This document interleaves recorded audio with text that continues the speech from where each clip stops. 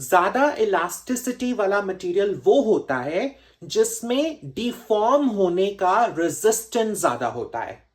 मतलब आप deforming force लगा रहे हो लेकिन वो मटेरियल डिफॉर्म ही नहीं हो रहा, उसके अंदर इतना रेजिस्टेंस है टू दैट डिफॉर्मिंग फोर्स।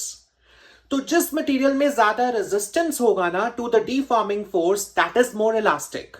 ठीक है, यानी कि अगर आप एक रबर की वायर लो और अगर आप एक स्टील की वायर लो, दोनों के डायमेंशंस को सेम रखो, ठीक है, दोनों पे सेम अमाउंट ऑफ फोर्स लगाओ, तो जिस वायर में कम डिफॉर्मेशन आएगा ना, वो वाली वायर जो होगी that will be more elastic. चलो इसको मैथमेटिकली समझते हैं।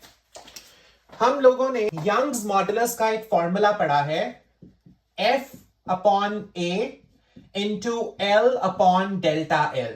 आई थिंक सभी को ये सिंबल्स का मतलब तो पता है। ठीक है, ये डिफॉर्मिंग फोर्स है F, A एरिया है वायर के क्रॉस सेक्शन का, L लेंथ है और डेल्टा L क्या है, डिफॉर्मेशन, कितना चेंज आया in the length of the wire. Okay, delta L बनेगा force upon area into L upon Young's modulus.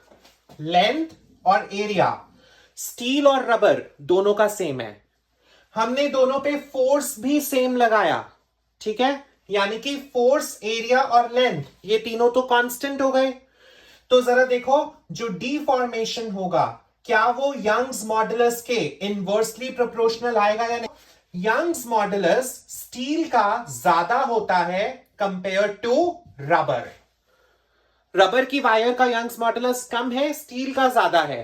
इस वजह से जिसका यंग्स मॉडुलस ज्यादा होगा उसमें डिफॉर्मेशन कम होगा, क्योंकि स्टील का यंग्स मॉडुलस ज्यादा है, इसलिए स्टील में जो डिफॉर्मेशन है वो कम है कंपेयर टू रबर।